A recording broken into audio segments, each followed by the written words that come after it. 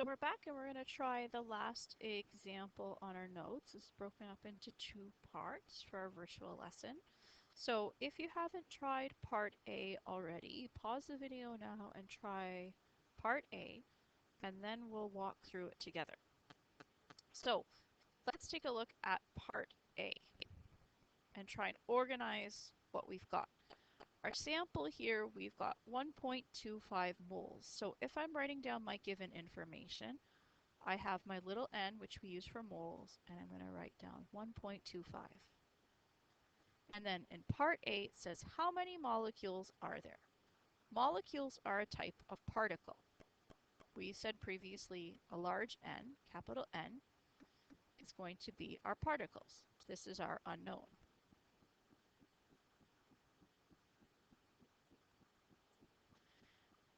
And if we just take a look at what we're actually working with, we're working with NO2.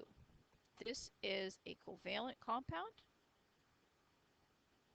So we know that's why we're using molecule here for units.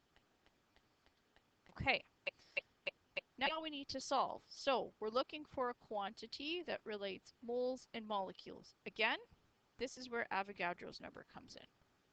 And I'm not sure if we mentioned this before or not. This number is always available to you. Treat it like a constant. You'll be provided to you on any evaluations or you look it up. So it's 6.02 times 10 to the 23. This time our type of particle is molecule. And we know that's per mole. So if we want to look at it in terms of a ratio, the other way to write it is, again, 1 mole is equal to 6.02 times 10 to the 23 molecules. Okay, so now we're going to set up our problem like before. Always start with your unknown. That's our particle. Start with a number given in the question. That's 1.25. And again, always multiplying it by a quantity that relates our units. So again, moles in the numerator. I want my moles to cancel in the denominator. And what am I solving for here? Particle. And my particle type we know has to be molecules. So when I look at my ratio, I need to make sure my 1 mole goes on the bottom and my 6.02 times 10 to the 23 goes on the top. And then I plug that in my calculator, 1.25 times 6.02 times 10 to the 23, and I should get 7.525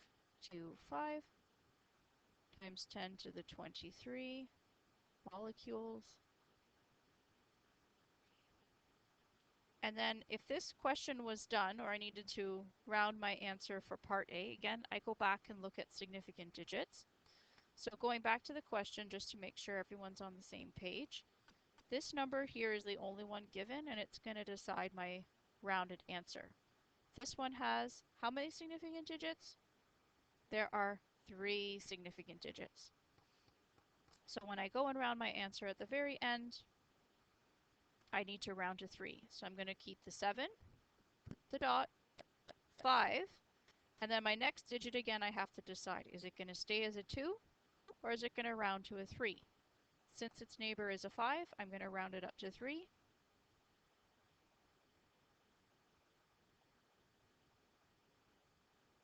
And write down my molecules there. Okay.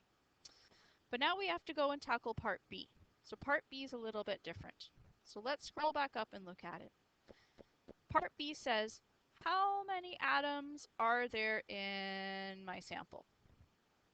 So it sounds similar, but the twist here is when I look at my type of particle, this is a molecule of nitrogen dioxide. Atoms are not the same as molecules. The question's asking us, in all of our molecules of nitrogen dioxide, how many atoms total are there? That's what it wants us to know. We can't go straight to atoms. We actually need to find out how many molecules there are first, which we did for part A, and then we can find out how many atoms are in the sample. We couldn't just go straight there because here our particle types don't match. We know this is a molecule, and we need to find atoms. They're not the same thing. So what do? We're going to have to use another quantity here, but this one's specific to our compound in the question. And if you have questions like this, always look to what the formula is, what type of compound you have, because that'll help you figure it out. So when I look here, when I have one molecule of nitrogen dioxide, how many atoms do I have in there? So I count one nitrogen plus two oxygens. So in total, there are 3 atoms in one molecule. Here, they're not specific about which type of atom, they're just saying total number of atoms.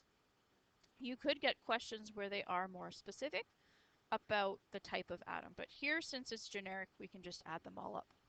So, what do? Start off our problem similarly to before. What are we solving for? We want to know how many atoms are in our sample. What are we going to start off with? We're going to start off with our unrounded number from part A. So that's this number up here, 7.525 times 10 to the 23.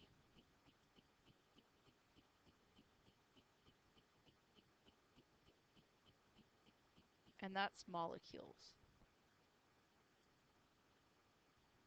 And here again, I want to multiply it by a ratio. But this time, our ratio is specific to our question. It's not a necessarily given quantity, but we can pull that information from our formula. Same approach, I want to get rid of molecules. It's in my numerator. So molecules have to go in the denominator. Or I want to solve for atoms, so my units on the top have to be the same as what I'm solving for. And then I look to my ratio to figure out, well, what are the numbers? 1 molecule of NO2, and that means there are 3 atoms. So now when I go and solve the problem, I'm going to take my number of molecules and multiply them by 3. So go ahead and plug that in your calculator. Pause the video if you need to. And when you're ready to check, this is what you should get.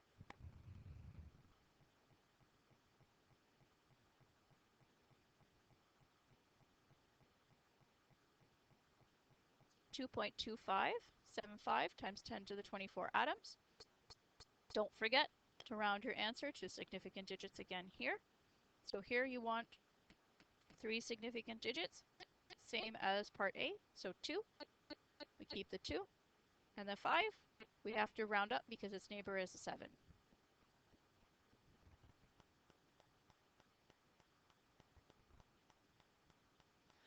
So there's our introductory lesson on the mole. What you want to do for homework is read through the textbook as indicated on your outline, and then go onto your D2L page and find your problem set. There are a set of questions outlined from the problem set for you to try. To show you where that is, because I have it up, go to lesson 1, scroll down, and you'll see a file that says problem set 3. So you can try these ones out. If you scroll to the very last page, all the way, we're going to use this for the whole unit. Oh, it's not showing up very well on here. If you go all the way to the very last page, there is a chart. There we go, there it is. Sorry about that. And you've got the answers with the correct number of significant digits. So you're not doing them all now, just the ones that are on the outline. Try those out, and then we'll move on to the next type of mole calculations in our next lesson.